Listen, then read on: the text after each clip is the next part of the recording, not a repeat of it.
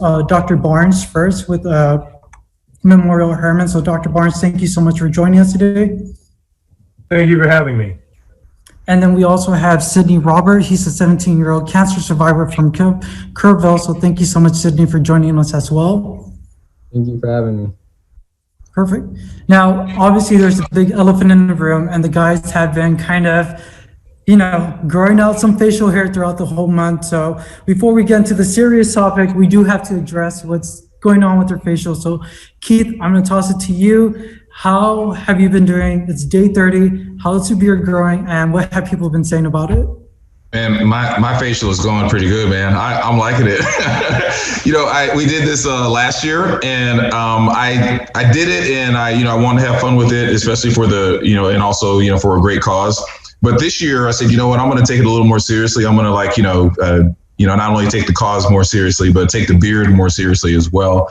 To answer your question, most people say they like it. My wife, who is about the ultimate judge, she says she loves the way it looks, but she hates the way it feels. And so, that's kind of like, I guess I'll take one. At least she likes one or the other.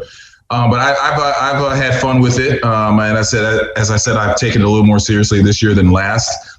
I went ahead and ordered me some beard product.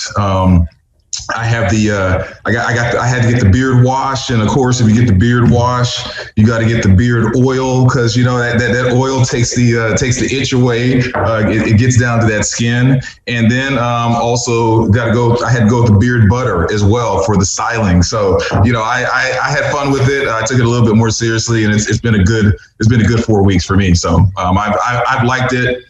I might try to have, I'm thinking about possibly trying to stick with it, but that's above my purview. That's above my pay grade. I have to take that request to some other folks, and so we'll see what happens. Well, it looks good, Keith. I like it. Joe, how's the beard doing? It's coming through. It's still coming through, because it's always been hard, as y'all can tell with my head. It's always been hard to grow hair. So the hair on my face actually grows a little bit faster than on my head. So just like Keith, I've been doing the beard oil. I actually got a special type of beard oil, and it actually is to help the growth and to try and get it to grow in faster than normal. So it's been doing pretty good, and I actually like it. Not only myself, but a lot of other people love the look too. So I've been trying out different outfits with it, and I'm like, I'm digging this. I think I might keep it for a little longer. I like it. Owen, how's your beard coming along? Oh, I think you're on mute, buddy.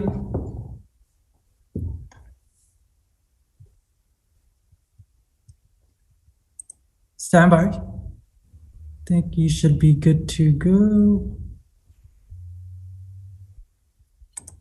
All right. Well, for the meantime, we'll come back to you. There we go. Oh, there you go. I think we're here now. Sorry, guys. Yeah, it's been great. Like Keith said, the wife's the ultimate judge, and mine loves it. But then the ultimate judge at work is not our wives; it's the big boss. So there's power in numbers, boys. If we just all decide not to shave, maybe we can get away with it. Stapleton tried it last year. I think he made it. He's on the call. I think he made it a week or two. He can tell you. And then I know the big boss doesn't like it, but hey, maybe we could force the issue a little bit. It'd be nice to keep it through the winter, wouldn't it? Yeah. Hope you keep stay warm a little bit longer. And then finally, we have Derek, who was doing No Shave November and now kind of switched over to Movember. So, Derek, how's the mustache? So I've sort of switched to a mustache, and probably if you knew that we won't get that background. Sorry, buddy. We're in the same room, big conference room. For me, yeah, the beard gets a little bit itchy. The mustache, I don't like. Owen, I don't understand how yours is keeping you warmer through this cold winter months. We can talk about that offline. But the thing that I really like about doing this every year is it's such a conversation starter. And so many people, whether it's a viewer who sends a note that's, maybe complimentary, maybe really just nasty, saying like, oh, you look so creepy with a beard. It's a chance to sort of write back to them, explain why we're doing this. And my grandfather passed away after his prostate cancer diagnosis. which sucks because prostate cancer, as we know, is very slow growing. If you treat it early, you catch it early, then, the survival rate is huge. Sidney, I know you had testicular cancer when you were 17. And for young men, obviously, testicular cancer, if you're going to have a type of cancer when you're a young man, overwhelmingly, like, it's going to be testicular, right? When I was at UCLA, I thought I had testicular cancer. Totally freaked me out. Went in, did the check, did the ultrasound. Anyway, fast forward to today, and I'm just glad that I can share my personal stories, because I feel like, a lot of us, it's kind of weird to go to the doctor and be like, hey, can you look down there? Or can you, I feel like stereotypically in general, men maybe are less likely to start these awkward conversations. So, I'm a huge fan of awkward conversations, and I think this is something, especially when it comes to our health, we absolutely need to be talking about this, whether it's with the guys, but I also think that women in our life, because they are our spouses, sisters, moms, like, they can be our advocates. So yeah, I'm itchy, but I'm a fan of No Shave November for sure. Well, thank you guys all for participating. I've been kind of reading all the comments, so I totally get it. I know you guys have been getting hater mail, and I've been answering a lot of the emails as well. So whatever management gets, they send it my way, and I have to respond with why we're participating and why all the guys are growing their facial hair this month. I do want to switch over to the actual awareness of it. So before we start talking with Dr. Barnes, I know he has a lot of important information. I do want to talk to Sidney, which is part of the reason why we're in this conversation today. Sidney, I know you were diagnosed last year, and then full disclosure, Sidney's a family friend to me, so I was there when he found out, when they discovered that he had testicular cancer, and it's been a year, but here we are today. Sidney, thank you for again joining us. Can you share a little bit about your story and where you're at right now? Yes, for sure. So about a year ago, I had pain and swelling, and I didn't want to tell anybody, so I kind of let it sit there for about 2 weeks, and then it became overwhelming to where it really hurt to even walk. And so I remember I told my parents finally, and we went to the ER that night, and then the next day they said that I was going into surgery, because that night we did the ultrasound and all that, and they said that they had found a tumor.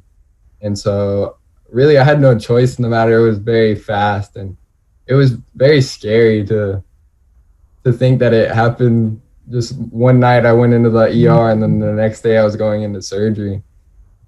And then after surgery, they told my parents that I was going to start chemotherapy in a week. So I went home for a week and got to spend time with family and friends, and then I started my chemotherapy. And I had chemo for 3 months. I had 3 rounds. And I'm about a year out from there. Thanks, Sidney. We appreciate you again sharing your story with us and helping spread the awareness of it. I do want to open up our mics to our talent. That way they can ask Sidney questions, or we can get Dr. Barnes involved, and you guys can ask your questions. Again, we do have some other participants are joining, so if there's anyone that wants to ask a question, feel free to drop in the comment section, or you can use the raise a hand feature so I can unmute you. At this time, to our team members, I'm putting you guys on mute. So if you guys have any questions for Sidney or Dr. Barnes. Yeah, Sidney, we talked about, awareness and this being a tough topic for guys in general. I mean, so many men, even from my age on up, even younger, just don't even like to go to the doctor because, we try to be as tough as we can. And we don't do doctors, a lot of people. And so these issues can be tough to talk about. Have you been, since you went through your cancer ordeal, have you been able to talk to your friends, like your fellow 17, 18-year-olds? What have those conversations been like, and what's the response been? Yeah, I've gotten to talk to a couple of them. I try and tell them to really make sure to go to the doctor, make sure to talk to them regularly, and tell them all the information. Don't hold back something just because you think it's embarrassing. I got a question for Sidney. It's Owen. Sidney, what's this like being your age? I mean, this was a year right before COVID when this happened. How do you deal with that? Trying to go to school? Did you go to school? How were you able to just manage your life throughout the treatment? So I had gone to school for 2 weeks, and then I went into the hospital, and I wasn't able to go to school because the chemotherapy lowered my immune system to the point where I wasn't really allowed to be in public without a mask on, which is funny because now everybody's wearing masks. So, but yeah, it was very frustrating and scary to not really hang out with any of my friends because I was in the hospital all the time. I also have a question too. Sidney, first of all, thanks so much for sharing your story and educating people about this, because I think it's super important not only hear from older men and older women about cancer and spreading awareness, but from younger men as well, because a lot of people don't know that this affects all ages. My question to you is, what was it like going through chemotherapy? Because we hear so many different stories about how tough that is and how rough it is going through that process and how long it takes. How has it been for you going through chemotherapy as a young male? It's very exhausting. I remember sleeping for the majority of the day because you were either nauseous, so I couldn't eat. And I remember I lost all my hair, and that was very, it hit me because that's when I really noticed that it was, I'm really going through all this.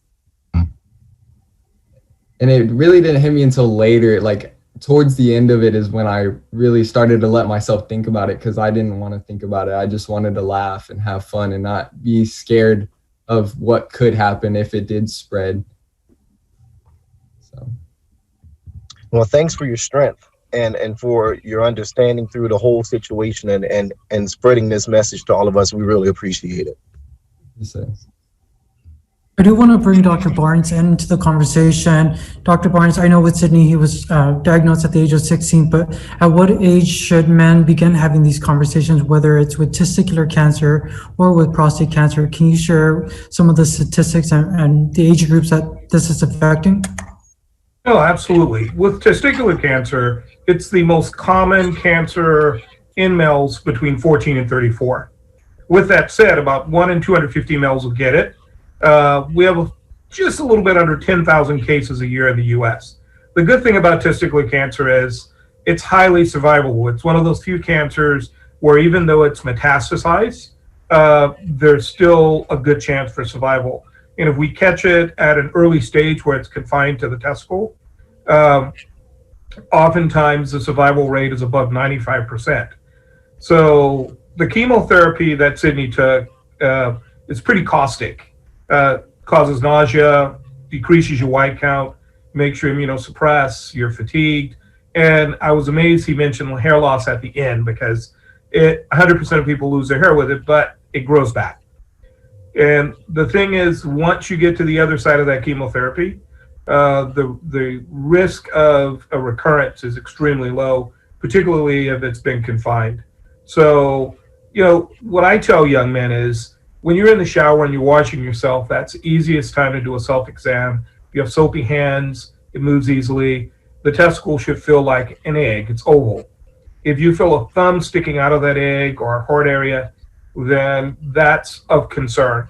In Sidney's case, it's interesting that he had pain. A lot of young men who have testicular cancer have no pain. They may have some heaviness, some discomfort, but you went to the doctor after 2 weeks. To be honest with you, the average delay is 2 months after discovery. So it's not unusual for me to see a male come in who says, well, I've had this mass or swelling for 5 months, and I figured I should get it checked out. So, but we generally do rush into surgery. We had a saying when I was in residency 30 years ago that we never let the sun set on the testicular cancer. And I don't really know why that's the case, since the delay is so long. However, we don't want it to be upstaged and spread from one region to the next, because the lower the staging, the higher the rate of survivability. Lance Armstrong probably had one of the worst cases on record in the medical literature. And if he wasn't the Olympic class athlete he was, he wouldn't have survived his treatment. Lance Armstrong had widespread metastatic disease, 2 lesions in his brain, required 2 different brain surgeries. There is a documentary that's shot, if you ever watch it. You got to watch it on a day when you're in a decent mood, though, because you're going to cry anyway. But there's a point where he's in diapers and his mom is feeding him.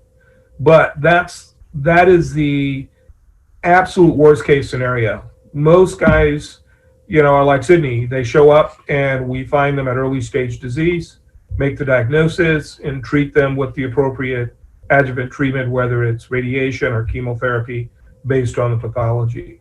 But it's a disease that very few of us should die of, because it is curable if we catch it in time. So death from testicular cancer is generally from negligence of not going to the doctor. Like Sidney said, nobody ever died of embarrassment. I mean, in the urology office, we embarrass people every day. We do this every day. My mother's happier to tell people about her daughter who's a pediatrician than her son who's a urologist, I think. It's a little bit more embarrassing for a Cajun Catholic mother. So, but no, so I'm glad to hear. I mean, it sounds like, number one, Sidney had a great care team. We talked before we came on air about some of the things they did that I get concerned about when I see patients in the office. And sounds like your team did all the right things at the right time. So kudos to them. Prostate cancer is another issue. Prostate cancer is the #1 cancer in men in America. This year alone, we're probably looking at about 191,000 new prostate cancers in the U.S. When it comes to deaths, we're probably looking at a little under 45,000 men who will die of prostate cancer this year. So the key with prostate cancer is it is not curable technically once it is spread outside of the prostate, unlike testicular cancer. So it's important that we diagnose men at an early stage where the disease is treatable and curable than to see late stage disease. And that is a challenge in the US.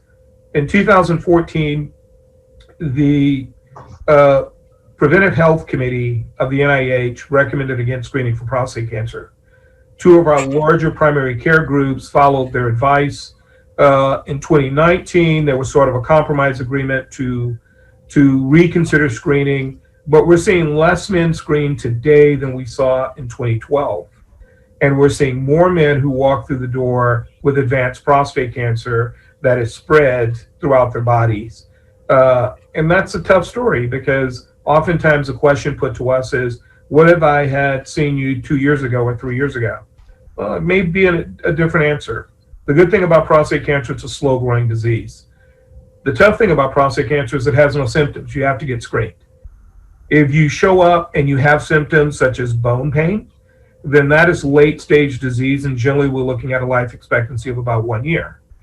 So, we want to screen men in the high risk group. High risk group would be any man who has a primary male relative with prostate cancer, fathers, brothers primarily.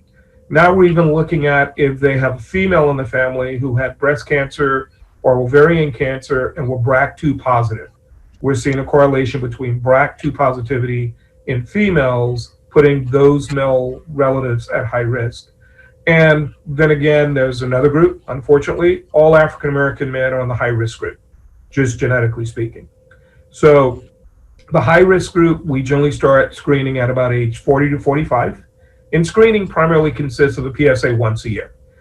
I know some men are anxious and nervous about a digital rectal exam, but the digital rectal exam isn't as sensitive as the screening test. So oftentimes we are getting away from doing DREs annually, but we are doing PSAs annually. In the men in the low risk group, we generally start at age 50, and we generally stop prostate cancer screening between 70 and 75. And the question is, why do you stop? Well, again, it's a slow growing disease. And if you look at life expectancies, if your life expectancy is less than 10 years, then the chances are, even if you have the cancer at 78, 82, you're probably going to die with it, but not of it, and probably never know. So, and the good thing is we have excellent treatment modalities for prostate cancer. There's a whole cohort of men who are in what we call the low risk group. We divide prostate cancer in the low risk, intermediate, and high risk groups. Men in the low risk group, we generally steer, if you look at most of the major academic centers, and if you look at more and more practices outside of academic centers, we are gearing more towards steering those men to active surveillance protocols. So everybody who's diagnosed with prostate cancer doesn't necessarily get surgery or radiation. So with active surveillance, these men have low risk prostate cancer.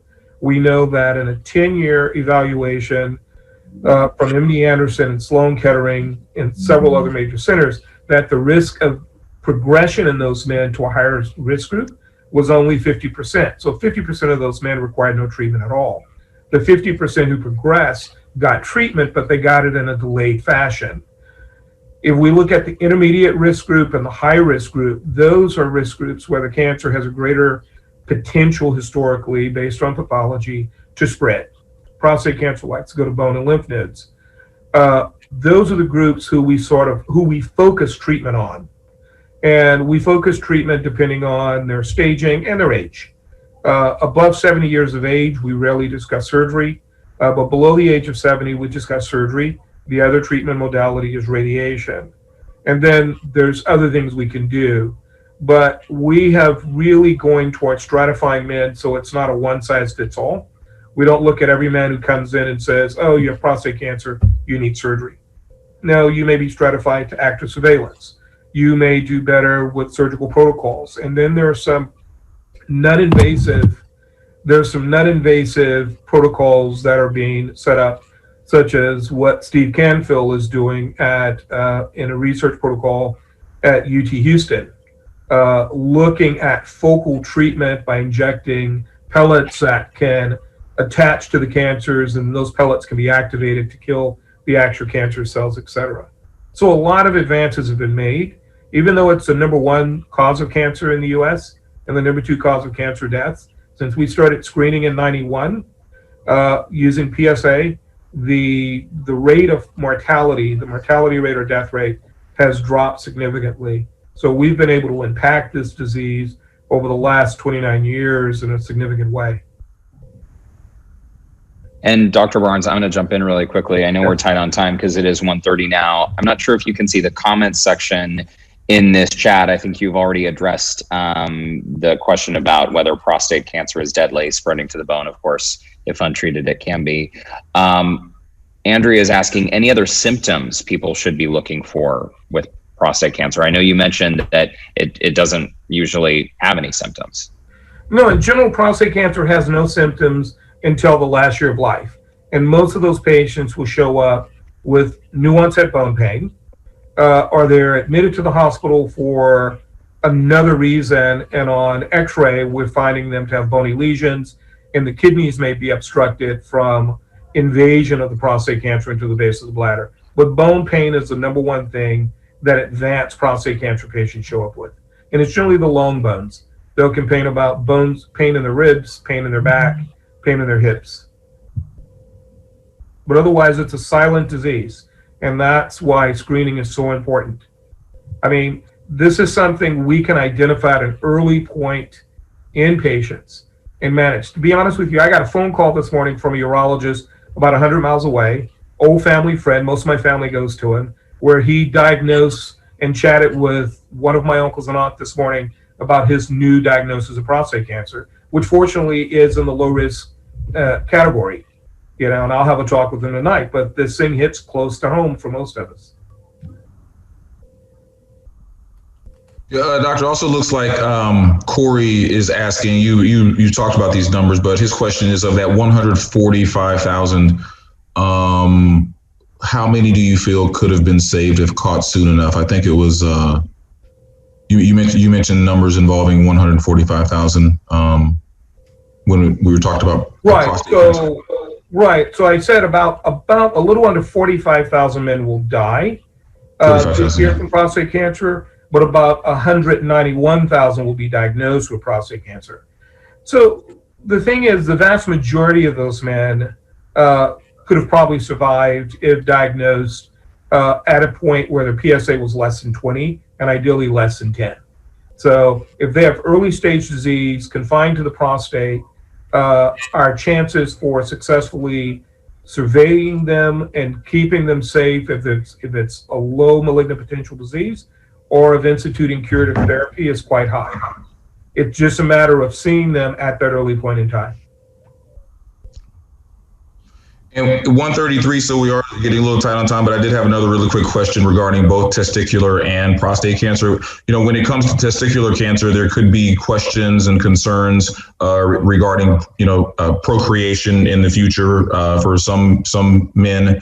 And when it comes to prostate cancer, there could be issues and concerns regarding intimacy. What do the numbers look like in terms of people who have testicular cancer, guys who have it, having issues, not being able to father kids one day, prostate cancer, there used to be issues, regarding intimacy as well. That's an excellent question. One of the things I do in my practice is infertility. So with testicular cancer, there may be a slight impact due to having testicular cancer or infertility, but not major impact.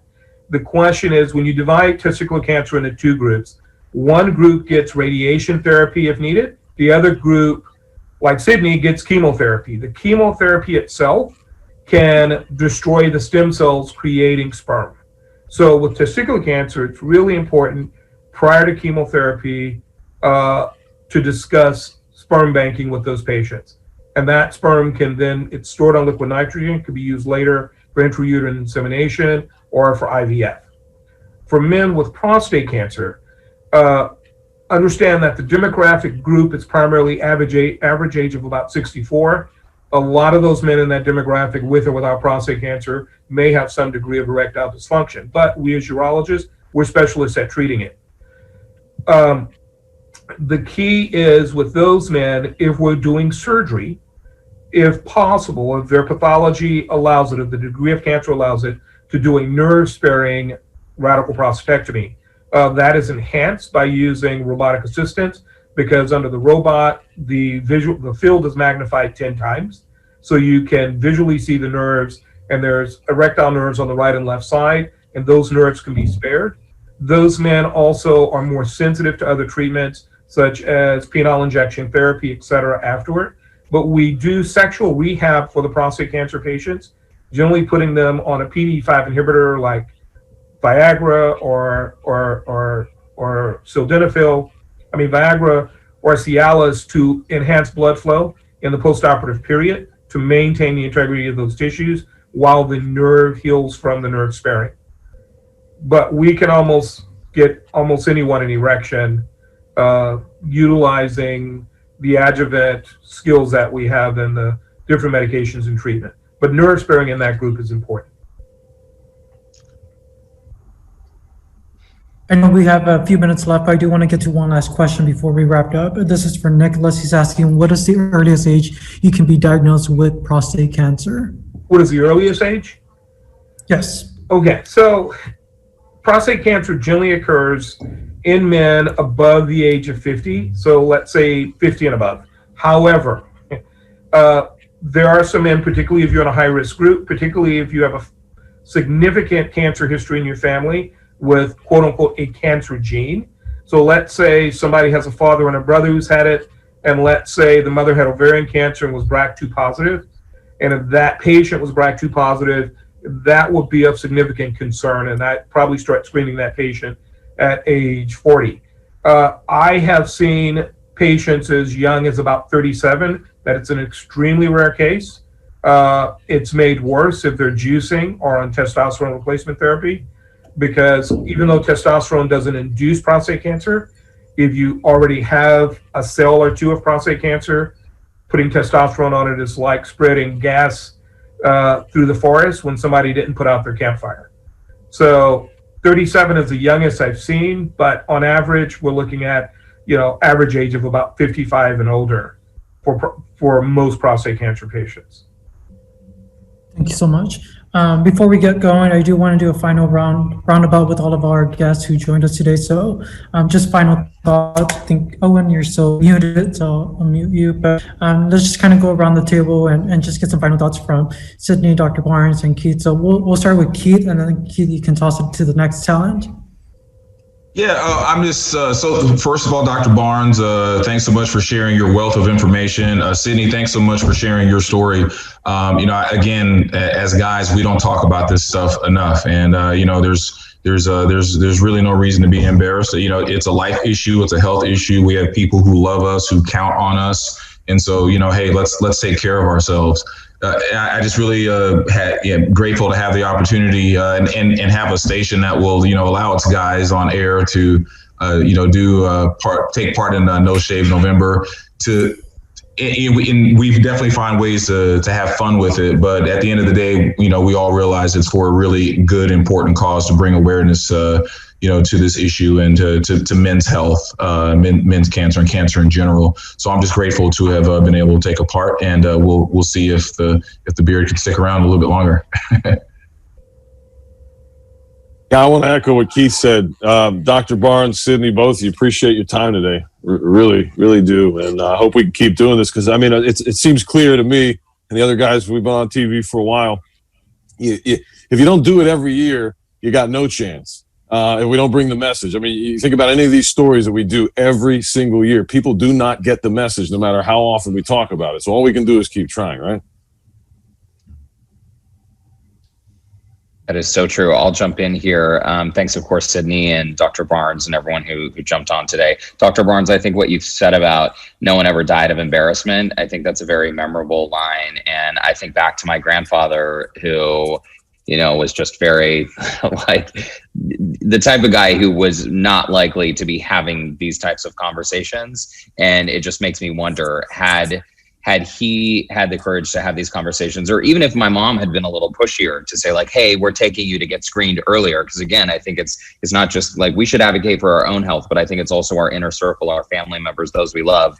And I think it's a good reminder for all of us to ask those questions to the men in our lives about when were you screened? You're at this age, maybe you should go get screened. And I think if that conversation had happened with my grandfather, he probably would have lived a whole lot longer, like a decade or more. So hopefully people can move forward, realizing that information is power and there's no reason to be embarrassed.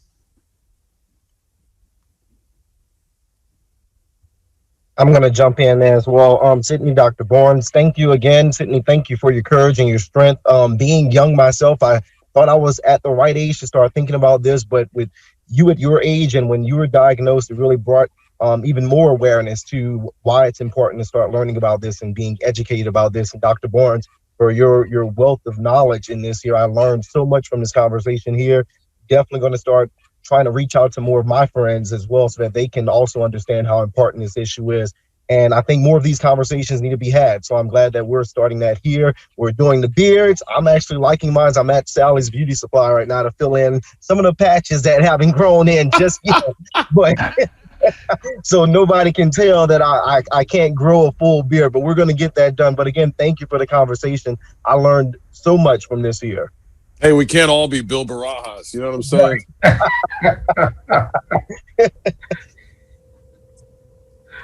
Indeed. Well, thank you all for having me. Listen, it's each one bring one. The statement of nobody dies of embarrassment is what I use on my brothers every year at Thanksgiving. They have to show up with their PSAs while I put my glove on. So, and they always have them. Thanks, Dr. Barnes. Sidney, any last words you want to share with us? Yeah, I want to thank all y'all for letting me share my story, and I want to thank all y'all for not shaving this month to help spread awareness for all the things like this and people like me.